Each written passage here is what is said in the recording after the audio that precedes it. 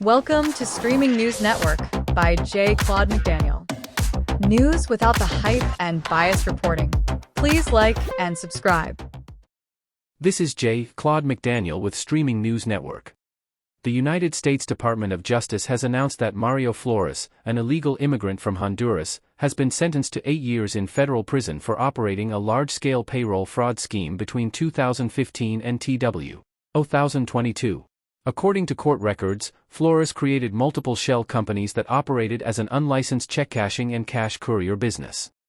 Authorities say the operation cashed approximately $89 million in payroll checks for construction workers while collecting fees for the service. Investigators say the scheme allowed contractors to pay workers in cash while avoiding payroll taxes. Officials estimate the fraud resulted in more than $38 million in losses to the United States government.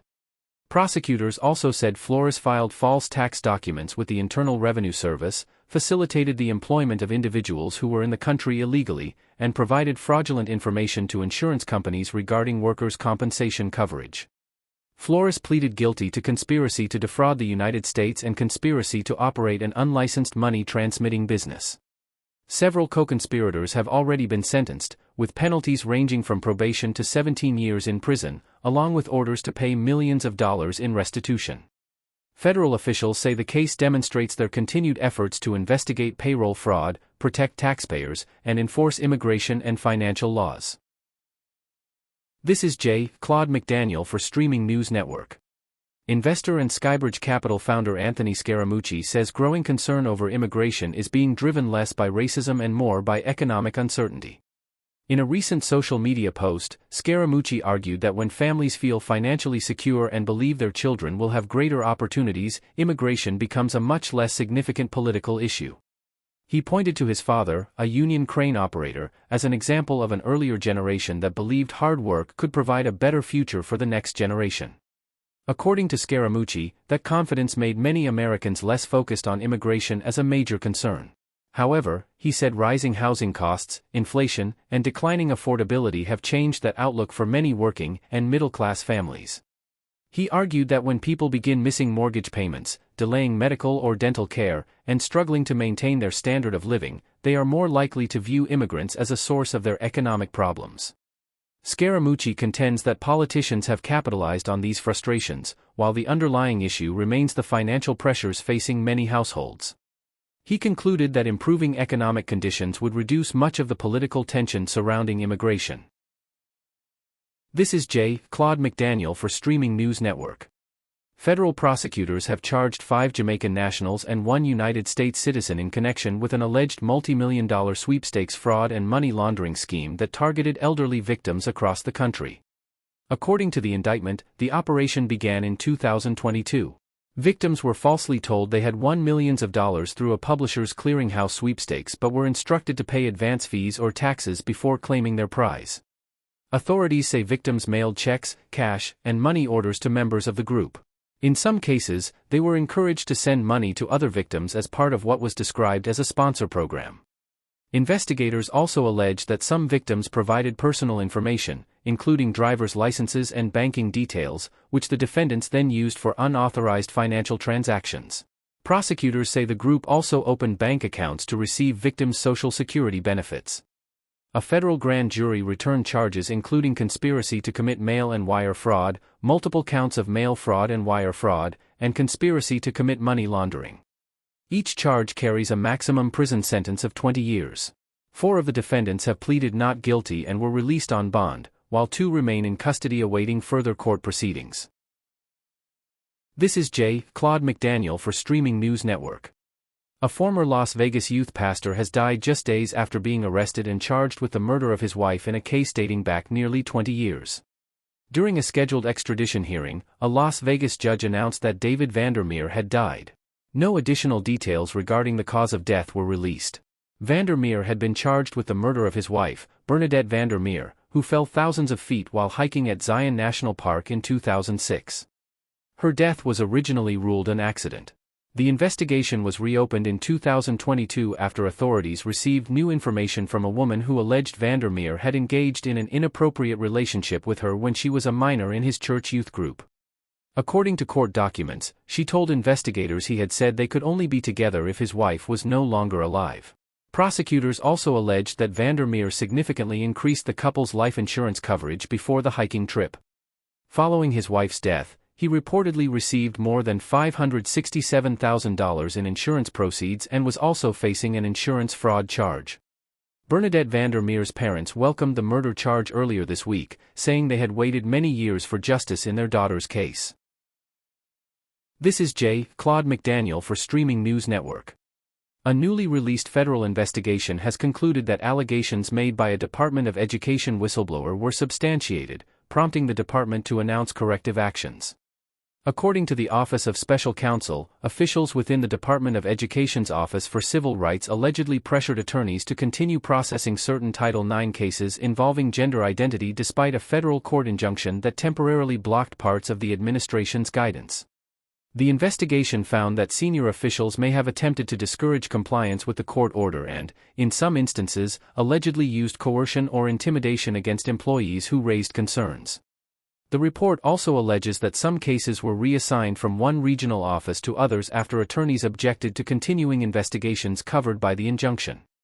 The Department of Education says it is reviewing the findings and has pledged to take remedial action to address any improper conduct identified during the investigation. Department officials also praised the whistleblower whose complaint led to the inquiry. One former Education Department official named in the report has not publicly responded to the allegations.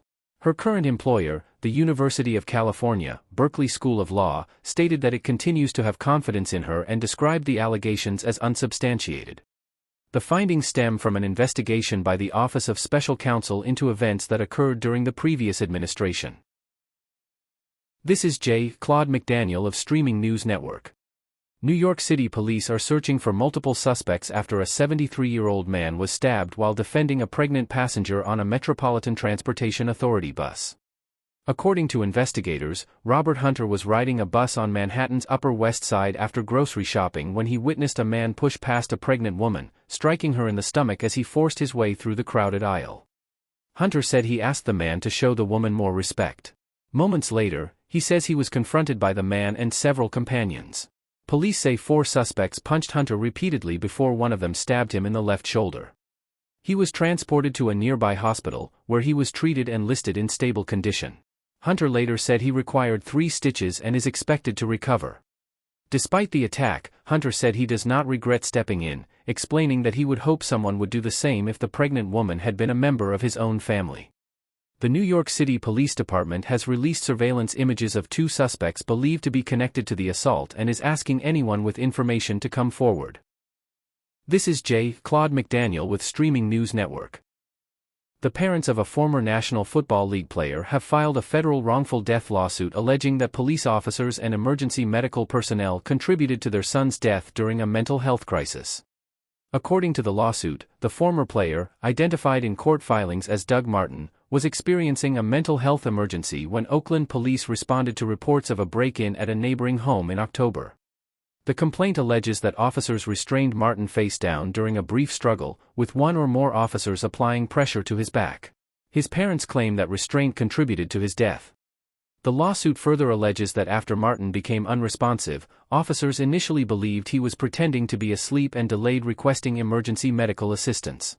It also claims that the responding ambulance provider took more than 15 minutes to arrive and failed to provide timely medical treatment. The City of Oakland and its police department have declined to comment because of the pending litigation. Officials say the investigation into Martin's death remains ongoing. Representatives for the ambulance provider had not publicly responded to the allegations at the time of this report. The claims outlined in the lawsuit have not been proven in court, and the defendants have not filed responses to the complaint.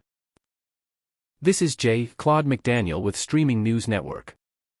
The Women's National Basketball Association is making headlines both on and off the court following a 1-game suspension involving Caitlin Clark and the release of this year's ESPY Award nominations.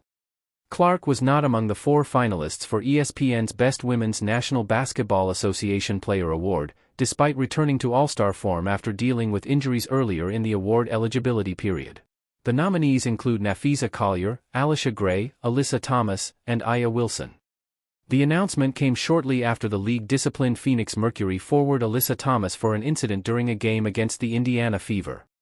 League officials upgraded the play to a flagrant foul too, describing it as a non-basketball act. The WNBA determined that Thomas made reckless contact with her fist to Clark's throat area during a scramble for a loose ball and issued a one-game suspension. The incident occurred during the second quarter of the Fever's loss to Phoenix after Clark lost possession and fell to the floor while bringing the ball up the court. The ESPY nominations and the league's disciplinary decision have generated significant discussion among basketball fans as the Women's National Basketball Association season continues. This is Claude McDaniel with Streaming News Network. Hollywood icon Goldie Hawn is enjoying a family vacation in Greece, sharing a new social media photo that delighted fans around the world. The 80-year-old actress posted a picture of herself at a seaside restaurant alongside her grandsons, Bodie, Wilder, and Bingham, as well as her stepson, Boston Russell. In the photo, Hawn is seen wearing a black swimsuit as the family gathered for dinner. She captioned the image, "Me and my boys. Greece heaven," highlighting the family's long-standing tradition of spending summers in Greece, particularly on the island of Skiathos. Fans quickly filled the comments with messages praising the family photo and celebrating the special memories being made together. The vacation follows a busy year for Goldie Hawn and longtime partner Kurt Russell, who recently attended the Monte Carlo Television Festival in Monaco. During the event, Russell received the prestigious Crystal Nymph Award for his contributions to television. While walking the red carpet, the couple was asked whether they would ever star in a television series together. With their trademark humor, both agreed they're happiest keeping work and home life separate. Thank you for listening to Streaming News Network videos and shorts. Please like and subscribe to our news channel.